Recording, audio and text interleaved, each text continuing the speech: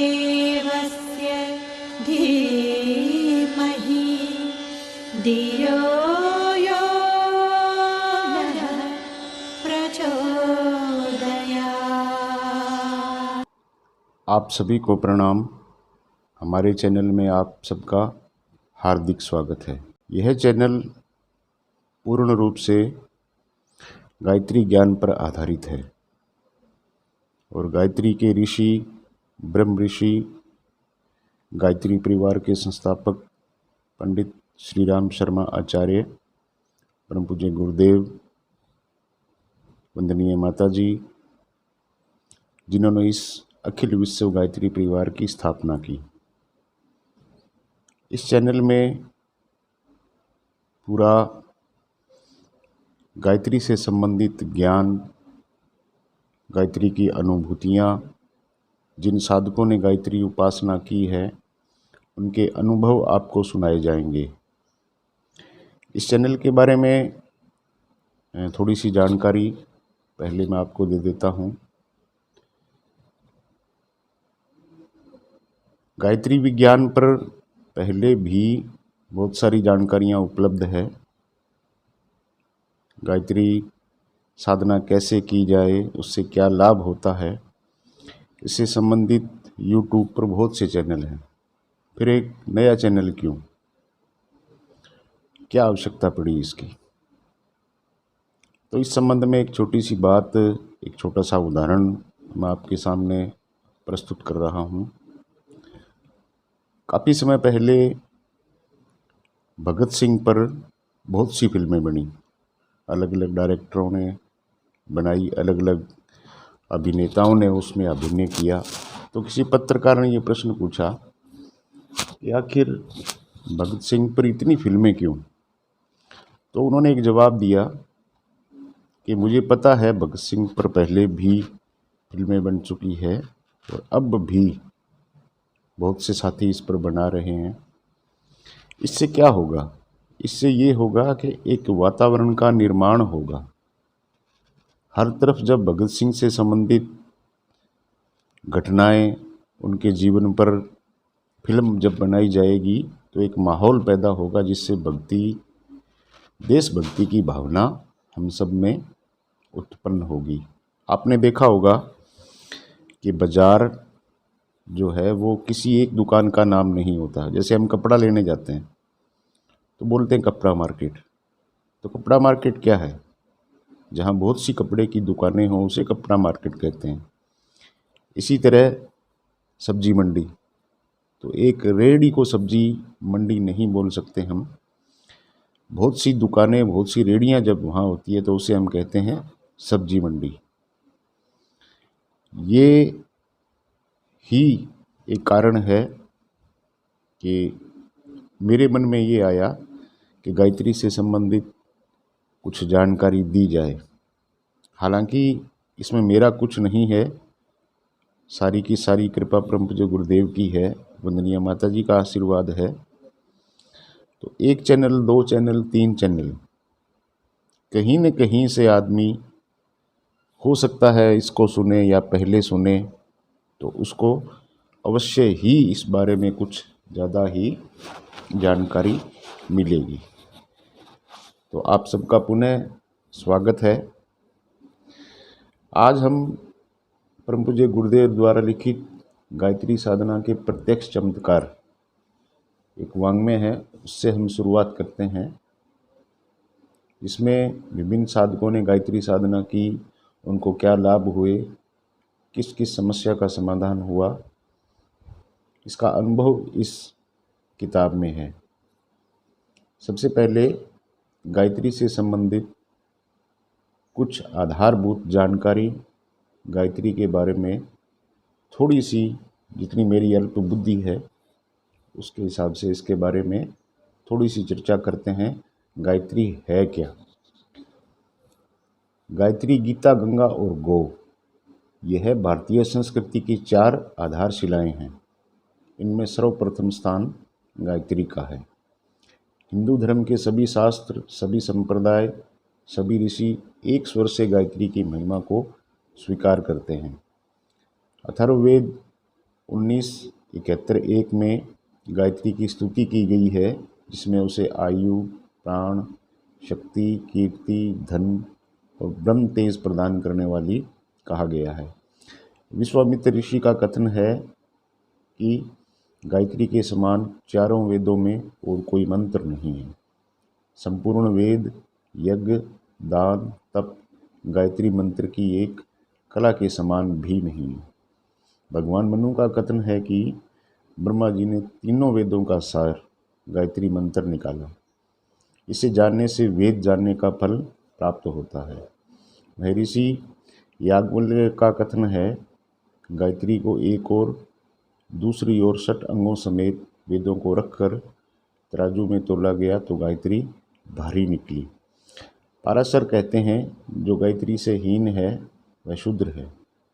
शंख ऋषि कहते हैं कि नरक रूपी समुद्र में गिरते हुए को हाथ पकड़ कर बचाने वाली गायत्री ही है। शौनक ऋषि कहते हैं कि गायत्री अगणित संसारिक और पारलौकिक सुख संपदाओं की जननी है। अत्रि ऋषि कहते हैं कि जो गायत्री तत्व को समझता है उसके लिए संसार में कोई दुख शेष नहीं रहता है।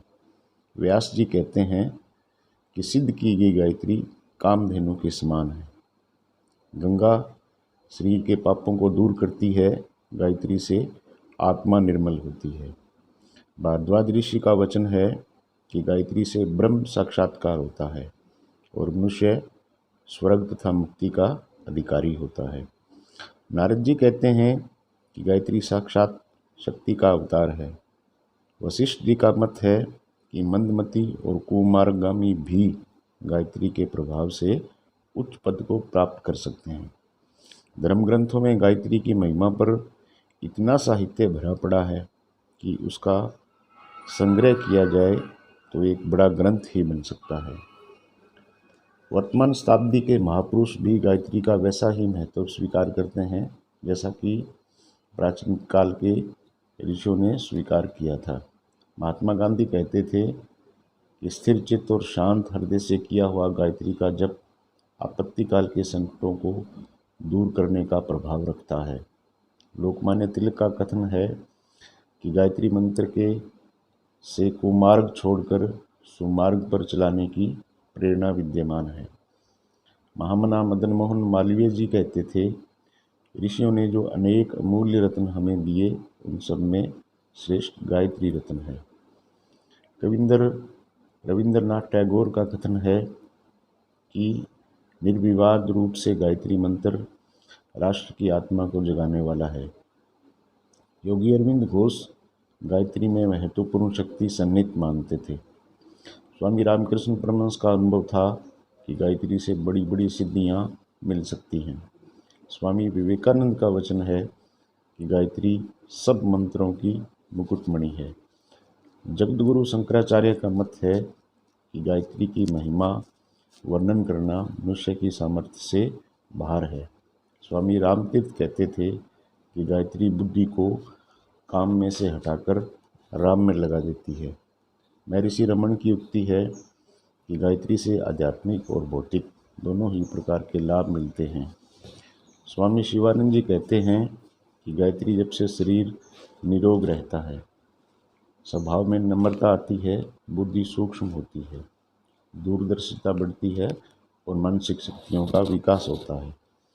आर्य समाज के जन्मदाता स्वामी दयानंद सरस्वती गायत्री के श्रद्धालु उपासक थे। वे गायत्री उपासना पर बहुत जोर देते थे। ग्वालियर के राजा साहब से स्वामी जी ने कहा था कि भागवत सप्ताह कराने की अपेक्षा गायत्री पुरुष चरण कराना अधिक श्रेष्ठ है। श्री स्वामी दयानंद ने कई स्थानों पर विशाल गायत्री अनुष्ठानों का आयोजन करवाया था, जिनमें 40-40 विद्वान ब्राह्मण बुलाए गए थे। गायत्री भूलोक की कामधेनु है। इसका आश्रय लेकर मनुष्य उन सब कामनाओं को पूर्ण कर सकता है जो उसके लिए उचित एवं आवश्यक है। इसे अमृत भी कहा जाता है क्योंकि यह आत्मा की समस्त क्षुधाओं पिपासाओं को शांत करती है। वह भवबंधनों से, जन्म मृत्यु के चक्कर से छुड़ाने की सामर्थ्य के परिपूर्ण है। गायत्री का अंचल पकड़ने वाला व्यक्ति कुछ से कुछ बन जाता है, इसलिए उसे पारसमणि भी कहा गया है। चाहे कोई गृहस्थ हो या विरक्त, स्त्री हो या बालक, वृद्ध हो या जवान, गायत्री उपासना प्रत्येक द्विज का आवश्यक धर्म करते हैं। उसकी उपेक्षा करना अपने पुनित धार्मिक कर्तव्य से च्युत होना है। गायत्री मंत्र से आत्मिक कायाकल्प हो जाता है। इस महामंत्र की उपासना आरंभ करते ही साधक को ऐसा प्रतीत होता है कि मेरे आंतरिक क्षेत्र में एक नई हलचल एवं रद्दोबदल आरंभ हो गई है। सतोगुणी तत्वों की अभिवृद्धि होने से दुर्गुण कुविचार, दुस्वभाव एवं दुर्भाव घटने आरंभ हो जाते हैं और संयम, नम्रता, पवित्रता, उत्साह, स्फूर्ति, श्रमशीलता, मधुरता, ईमानदारी, सत्यनिष्ठा, उदारता, प्रेम, संतोष, शांति, भाव, आत्मीयता आदि सद्गुणों की मात्रा दिनों दिन बड़ी तेजी से बढ़ती जाती है। फलस्वरूप लोग उसके स्वभाव का आचरण संतुष्ट होकर बदले में प्रशंसा, कृतज्ञता, श्रद्धा एवं सम्मान के भाव रखते हैं और समय समय पर उसकी अनेक प्रकार से सहायता करते रहते हैं। इसके अतिरिक्त सद्गुण स्वयं इतने मधुर होते हैं कि जिस हृदय में उनका निवास होगा वहाँ आत्म संतोष की परम शांतिदायक शीतल निर्झरणी सदा बहती रहती है। ऐसे लोग सदा स्वर्गीय सुख का आस्वादन करते रहेंगे। गायत्री साधक से साधक के मन क्षेत्र में असाधारण परिवर्तन हो जाता है। विवेक, दूरदर्शिता, तत्व ज्ञान और तम्रा बुद्धि की अभिवृद्धि हो जाने के कारण अनेक अज्ञान जन्य दुखों का निवारण हो जाता है। प्रारब्धवश अनिवार्य कर्म फल के कारण कष्ट साध्य परिस्थितियाँ हर एक के जीवन में आती रहती हैं। हानि, शोक, वियोग, आपत्ति, रोग, आक्रमण, विरोध, आघात आदि की विभिन्न परिस्थितियों में जहाँ साधारण मनोभूमि के लोग मृत्यु तुल्य कष्ट पाते हैं, वहाँ आत्मबल संपन्न गायत्री साधक अपने विवेक, ज्ञान, वैराग्य, साहस, आशा, धैर्य, संतोष, संयम और ईश्वर विश्वास के आधार पर इन कठिनाइयों को हंसते हंसते आसानी से काट लेता है। बुरी अथवा साधारण परिस्थितियों में भी अपने आनंद का मार्ग ढूंढ निकालता है और मस्ती, प्रसन्नता व निर्कुलता का जीवन बिताता है।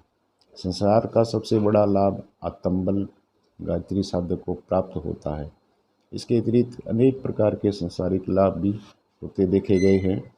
बीमारी, कमजोरी, बेकारी, घाटा, ग्रहकलह, मनोमालिन्य, मुकदमा, शत्रुओं का आक्रमण, दाम्पत्य सुख का अभाव, मस्तिष्क की निर्बलता, चित्त की अस्थिरता, संतान दुख, कन्या के विवाह की कठिनाई, बुरे भविष्य की आशंका, परीक्षा में उत्तीर्ण होने का भय, बुरी आदतों के बंधन, ऐसी कठिनाइयों से ग्रसित अगणित व्यक्तियों ने गायत्री की आराधना करके अपने दुखों से छुटकारा पाया है। कारण यह है कि हर एक कठिनाई के पीछे जड़ में निश्चय ही कुछ न कुछ अपनी त्रुटियाँ, योग्यताएं एवं खराबियाँ रहती हैं। गायत्री उपासना से सतोगुण की वृद्धि होती है, साथ ही अपने आहार, विहार, दिनचर्या, दृष्टिकोण, स्वभाव एवं कार्यक्रम में परिवर्तन होता है। यह परिवर्तन ही आपत्तियों के निवारण का, सुख शांति की स्थापना का राजमार्ग बन जाता है। कई बार हमारी इच्छाएं, तृष्णाएं, लालसाएं, कामनाएं ऐसी होती हैं जो अपनी योग्यता एवं परिस्थितियों से मेल नहीं खाती। मस्तिष्क शुद्ध होने पर बुद्धिमान व्यक्ति उन मृग तृष्णाओं को त्याग कर अकारण दुखी रहने के भ्रम जंजाल में छूट जाता है। अब समभावी न टलने वाले प्रारब्ध का भोग जब सामने आता है तो साधारण व्यक्ति बुरी रोते चिल्लाते हैं, किंतु गायत्री साधक में इतना आत्मबल, साहस बढ़ जाता है कि वह उन्हें हंसते हंसते झेल लेता है। किसी विशेष आपत्ति का निवारण करने एवं किसी आवश्यकता की पूर्ति के लिए गायत्री की साधना की जाती है। बहुधा इसका परिणाम बड़ा ही आशाजनक है। देखा गया है कि चारों ओर निराशा, असफलता, आशंका और भय का अंधकार छाया हुआ था। वहाँ वेद माता की कृपा से एक दैवी प्रकाश उत्पन्न हुआ और निराशा आशा में परिणित हो गई। बड़े कष्ट साध्य कार्य तिनके कितने सुगम हो गए। ऐसे अनेकों अवसर अपनी आंखों के सामने देखने के कारण हमारा यह अटूट विश्वास हो गया है कि कभी किसी की गायत्री साधना निष्फल नहीं जाती। गायत्री साधना आत्मबल बढ़ाने का एक अचूक आध्यात्मिक व्यायाम है। किसी को कुश्ती में पछाड़ने या दंगल में जीत कर इनाम पाने के लिए कितने ही लोग पहलवानी और व्यायाम का अभ्यास करते हैं।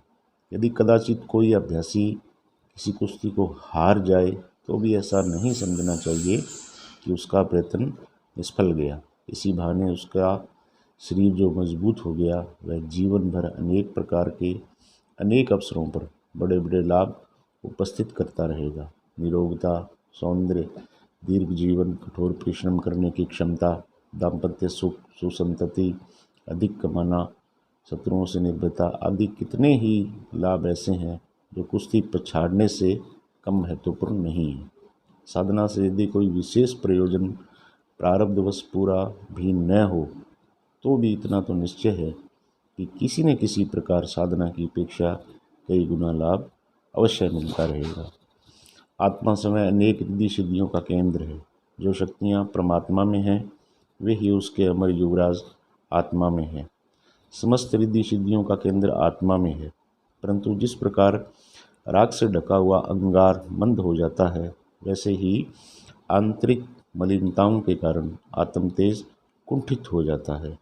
गायत्री साधना से यह मलिनता का पर्दा हटता है और राख हटा देने से जैसे अंगार अपने प्रज्वलित रूप में दिखाई पड़ने लगता है, वैसे ही साधक की आत्मा भी अपने रिद्धि सिद्धि समन्वित ब्रह्म तेज के साथ प्रकट होती है।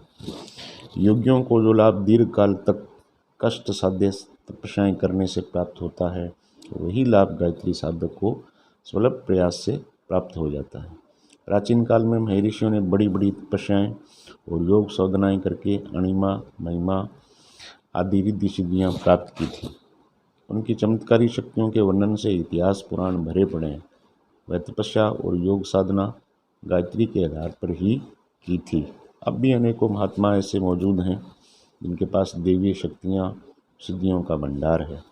उनका कथन है कि गायत्री से बढ़कर दैवी मार्ग से सुगमतापूर्वक सफलता प्राप्त करने का दूसरा मार्ग नहीं है। सिद्ध पुरुषों के अतिरिक्त सूर्यवंशी और चंद्रवंशी सभी चक्रवर्ती राजा गायत्री के उपासक रहे हैं। गायत्री के 24 अक्षरों का गुंथन ऐसा विचित्र एवं रहस्यमय है कि उसके उच्चारण मात्र से जिह्वा, कंठ, तालु एवं मूर्धा में अवस्थित नाड़ी तंतुओं का एक अद्भुत क्रम से संचालन होता है। टाइपराइटर की कुंजियों पर उंगली रखते ही जैसे कागज पर अक्षर की चोट पड़ती है, वैसे ही मुख में मंत्र उच्चारण होने से शरीर में विविध स्थानों पर छिपे हुए शक्ति चक्रों पर उसकी चोट पड़ती है और उनका सूक्ष्म जागरण होता है। इस संचालन से शरीर के विविध स्थानों में छिपे हुए षट चक्र, भ्रमर, कमल, ग्रंथि, संस्थान एवं शक्ति चक्र झंकृत होने लगते हैं। मुख की नाड़ियाँ गायत्री के शब्दों के उच्चारण का आघात सीधा उन चक्रों तक पहुँचता है। जैसे सितार के तारों पर क्रमबद्ध उंगलियां फिराने से एक स्वर लहरी ध्वनि तरंग उत्पन्न होती है, वैसे ही गायत्री के 24 अक्षरों का उच्चारण उन 24 चक्रों में एक झंकार में गुंजार उत्पन्न करता है, जिससे वे स्वयं जागृत होकर साधक को योग शक्तियों से संपन्न बनाते हैं। इसी प्रकार गायत्री के जप से अनायास ही एक महत्वपूर्ण योग साधना होने लगती है और उन गुप्त शक्ति केंद्रों के कारण जागरण से आश्चर्यजनक लाभ मिलने लगता है। हमें अनेक ऐसे व्यक्तियों का पता है जो आरंभ में दरिद्रता का अभावग्रस्त जीवन व्यतीत करते थे। अपने मामूली गुजारे की भी व्यवस्था जिनके पास न थी, कर्ज के बोझ से दबे थे, व्यापार में घाटा था, उन्होंने गायत्री उपासना की और अर्थ संकट को पार करके ऐसी स्थिति पर पहुंच गए जिनके लिए अनेकों को ईर्ष्या होती है। कम पढ़े और छोटी नौकरी पर काम करने वालों को ऊंचे पद पर पहुंचने के उदाहरण मौजूद हैं। जिनकी बुद्धि बड़ी भौड़ी और मंद थी, वे चतुर, तीक्ष्ण बुद्धि और विद्वान बने हैं।